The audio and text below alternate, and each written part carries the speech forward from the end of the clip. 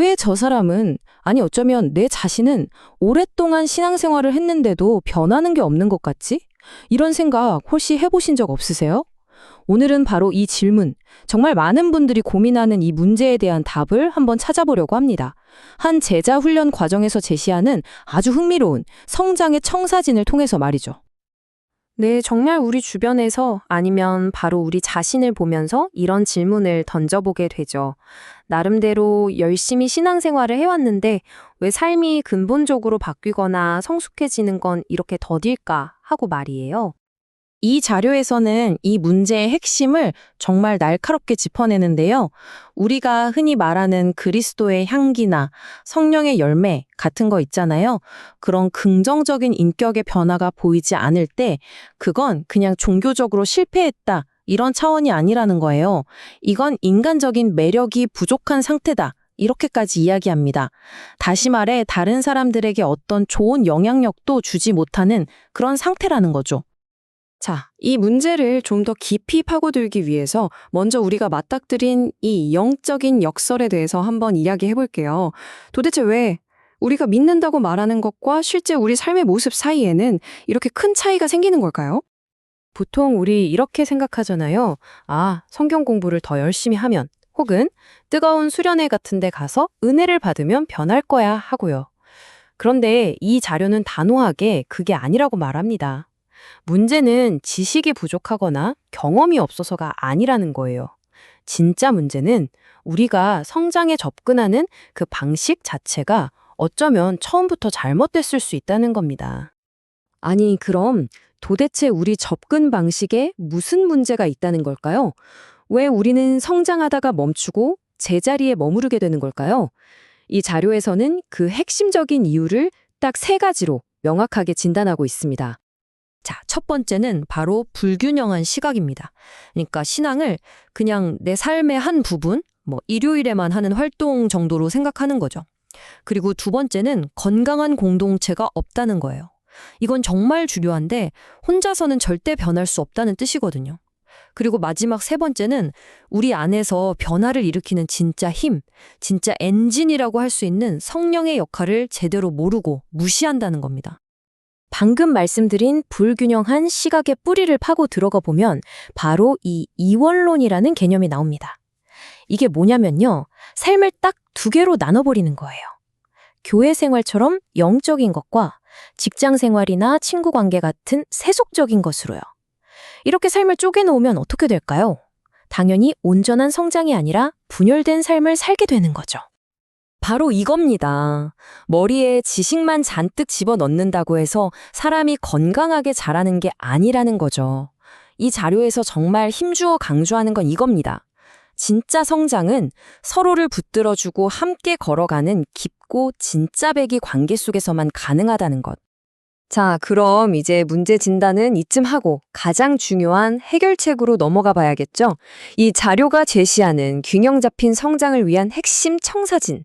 그건 바로 네 가지 관계에 집중하는 겁니다. 이 청사진의 핵심 키워드는 바로 균형입니다. 보세요. 하나님과의 관계, 그리고 나 자신과의 관계, 또 공동체와의 관계, 마지막으로 세상과의 관계. 이 네 가지가 마치 톱니바퀴처럼 착착 맞물려서 돌아가야 한다는 거예요. 어느 하나만 삐걱거리거나 멈춰서면 온전한 성장은 불가능하다는 거죠. 자, 그럼 첫 번째 관계, 하나님과의 관계부터 볼까요? 여기서 핵심은요, 생각의 전환이에요. 우리가 하는 신앙 활동들 있잖아요. 기도, 예배, 말씀 읽기. 이런 것들을 해야만 해 하는 숙제나 의무로 여기는 게 아니라 우와, 내가 이런 걸 할 수 있다니 하는 특권으로 바라보는 겁니다. 이 관점의 차이가 정말 어마어마한 변화를 가져옵니다. 그 다음은 나 자신과의 관계인데 여기서 자기 부인과 자기 성취라는 말이 나와요. 이거 좀 헷갈릴 수 있는데요. 잘 들어보세요. 여기서 말하는 자기 부인은 막 무조건 나를 억누르고 금욕적으로 살라는 뜻이 아니에요. 그보다는 내 안에 이기적인 욕망, 옛날의 나쁜 습관들을 이제 그만 하고 거절하는 결단인 거죠. 그럼 자기 성취는 뭘까요? 바로 성령의 이끄심을 따라서 하나님이 원래 만드신 나만의 모습, 나만의 잠재력을 마음껏 펼치는 걸 의미합니다. 자, 그럼 가장 중요한 질문이 남았죠. 이 네 가지 관계를 잘 가꾸어 나갈 때 진짜 변화는 도대체 어떻게 일어나는 걸까요? 막 결심하고 노력해서? 놀랍게도 이 자료는 그게 아니라고 말합니다.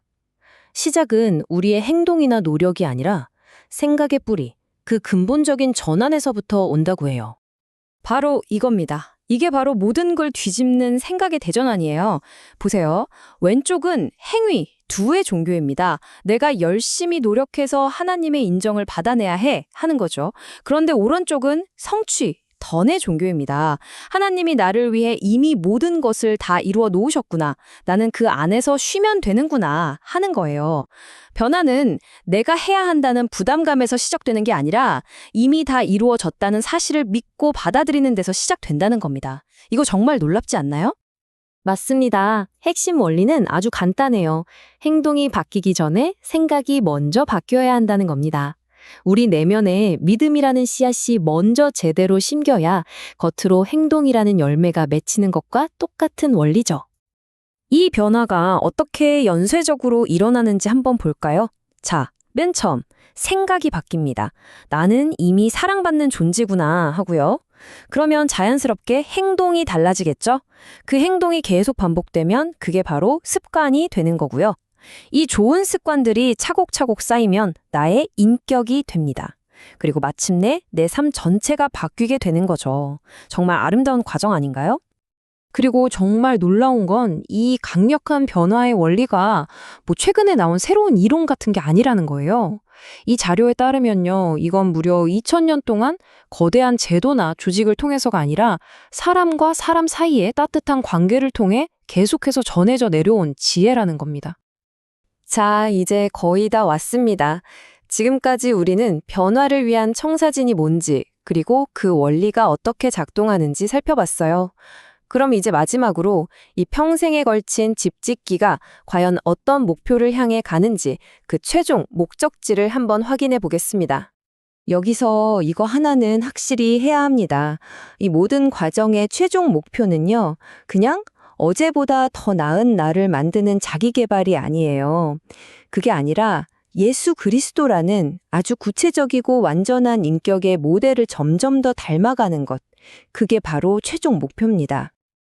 이 그래프를 한번 보세요. 우리가 살아가는 세상의 현실을 아주 잘 보여주죠. 왼쪽을 보면 이 세상에는 죄와 슬픔, 고통이 가득합니다. 이건 우리가 외면할 수 없는 현실이에요. 하지만 동시에 오른쪽을 보세요. 이 모든 것이 결국엔 완전히 회복될 거라는 희망, 그 소망 또한 바로 그만큼이나 크고 강력하다는 겁니다. 우리는 이 두 기둥 사이에서 살아가는 거죠. 그래서 이 자료는 우리에게 아주 강력한 비유로 이렇게 도전합니다. 당신 손에 이제 청사진이 쥐어졌습니다. 이제 뭘 해야 할까요? 집을 짓기 시작해야 합니다. 아무리 완벽한 설계도를 가지고 있어도 벽돌 한 장 쌓지 않으면 아무 소용이 없겠죠. 아는 것에서 그치지 말고 이제 실제로 내 삶에 집을 짓기 시작하라는 겁니다. 물론 이걸 꼭 기억해야 합니다. 이 집은 무슨 13주 완성 이런 단기 속성 과정이 아니에요. 이건 평생에 걸쳐서 인내심을 가지고 한 장 한 장 벽돌을 쌓아 올리는 정말 위대한 건축 프로젝트입니다. 때로는 더디고 힘들게 느껴질 수도 있겠죠. 오늘 이야기는 여기서 마무리하려고 합니다. 하지만 이 마지막 질문은 온전히 여러분 각자의 몫으로 남겨두고 싶습니다. 사실 우리 모두는 우리가 그걸 의식하든 못하든 간에 어떤 청사진 위에서 각자의 삶이라는 집을 짓고 있거든요. 자, 여러분께 묻겠습니다. 당신의 삶은 지금 어떤 청사진 위에 씌워지고 있습니까?